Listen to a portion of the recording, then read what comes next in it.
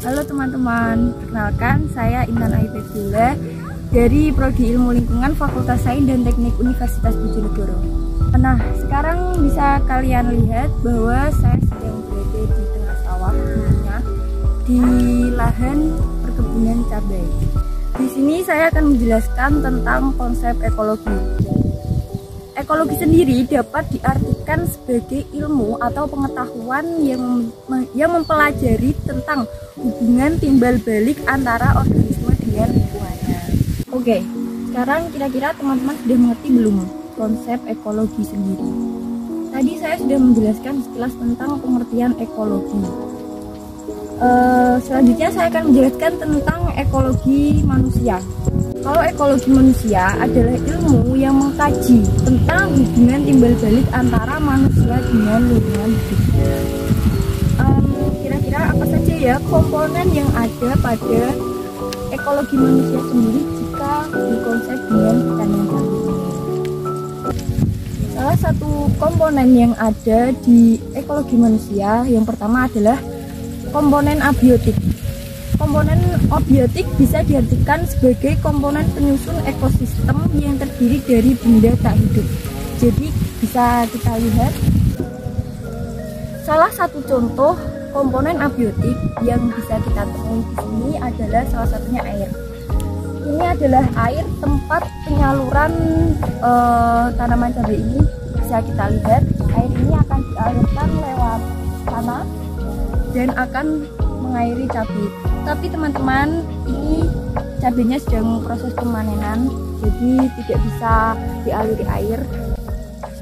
Komponen abiotik selanjutnya yang dapat kita temui di konsep ekologi manusia di lahan pertanian ini yaitu sinar matahari. Jadi kan pasti kalian sudah mengerti bagaimana jika tanaman tanpa proses fotosintesis mereka tidak akan pernah bisa berkembang biak dan menghasilkan buah. Di sini lahannya cukup luas dan sangat membutuhkan sekali sinar matahari. Bisa kalian lihat di sini sangat panas sekali ya. Jadi sangat cukup kebutuhan sinar matahari.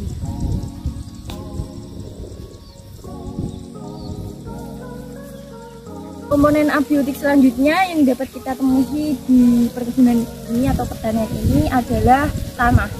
Unsur tanah sangat penting bagi pertanian karena tanah yang subur juga mengakibatkan atau sangat berkompeten pada tumbuhnya tanaman yang ditanam.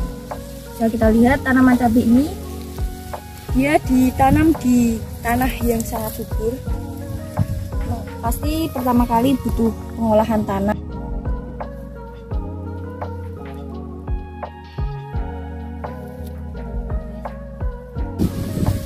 Setelah saya menjelaskan dari komponen abiotik, selanjutnya saya akan menjelaskan tentang komponen biotik.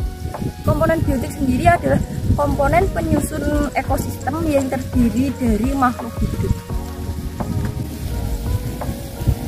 Contoh-contoh dari komponen biotik di pertanian ini yaitu cabai yang membusuk. Itu pasti ada ulatnya. Bisa kalian lihat di sini banyak cabai yang sengaja dibuang oleh pemiliknya karena sudah terkena hama.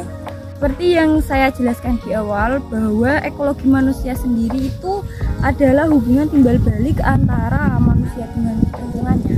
Nah, manusia sendiri dapat dikelompokkan dalam komponen yang disebut komuniti. Komuniti sendiri dapat dibedakan menjadi dua, ada yang individu dan ada yang kelompok. Jadi jika tadi Bapak pemilik lahan ini yang sudah berbincang-bincang dengan saya, beliau mengatakan bahwa mengolah lahan ini tentunya tidak sendirian. Beliau dibantu oleh karyawan-karyawannya untuk memanen ataupun menanam cabai. Nah, begitulah salah satu contoh kelompok atau suatu komuniti dalam ekologi manusia itu sendiri. Bagaimana seharusnya manusia menempatkan diri dalam ekosistem atau dalam lingkungannya. Tidak ada makhluk hidup yang bisa hidup sendiri. Semua pasti membutuhkan dukungan dari komponen-komponen lain seperti konsep dasar ekologi manusia itu sendiri. Kesimpulan yang dapat saya ambil di materi ekologi manusia ini adalah sebagai ilmu dasar yang mempelajari tentang hubungan timbal balik antara makhluk hidup dengan lingkungannya, ekologi tidak terlepas dari bagaimana peran manusia dalam memperlakukan alam. Ekologi manusia adalah bagaimana cara pandang manusia memahami keterkaitan manusia dengan lingkungannya. Nah, kemampuan adaptasi manusia terhadap alam sudah teruji dalam bentuk penyesuaian manusia pada kondisi lingkungan. Kemampuan cara berpikir yang diberikan Tuhan kepada manusia dimanfaatkan bukan hanya sekedar untuk beradaptasi dengan alam, tetapi meningkat pada penguasaan manusia terhadap alam, sehingga naluri manusia sebagai penguasa tinggal di permukaan bumi ini membawa dampak kerusakan alam yang memprihatinkan. Antroposentrisme yang menisbahkan manusia sebagai sentral penguasa alam dan diberikan kewenangan penuh kepada manusia untuk mengeksploitasi alam tanpa memperhatikan makhluk hidup lainnya, nyata-nyata membawa kerusakan lingkungan yang memprihatinkan. Paradigma antroposentrisme sudah tidak layak lagi untuk dipertahankan. Diperlukan paradigma baru yang lebih bijaksana, mengelola sumber daya alam tidak hanya untuk kepentingan dan kesejahteraan manusia saja. Terima kasih dari saya. Begitu adalah pemahaman singkat dari saya tentang ekologi manusia itu sendiri. Saya akan memberikan salam prodi ilmuwan, salam lestari. Terima kasih.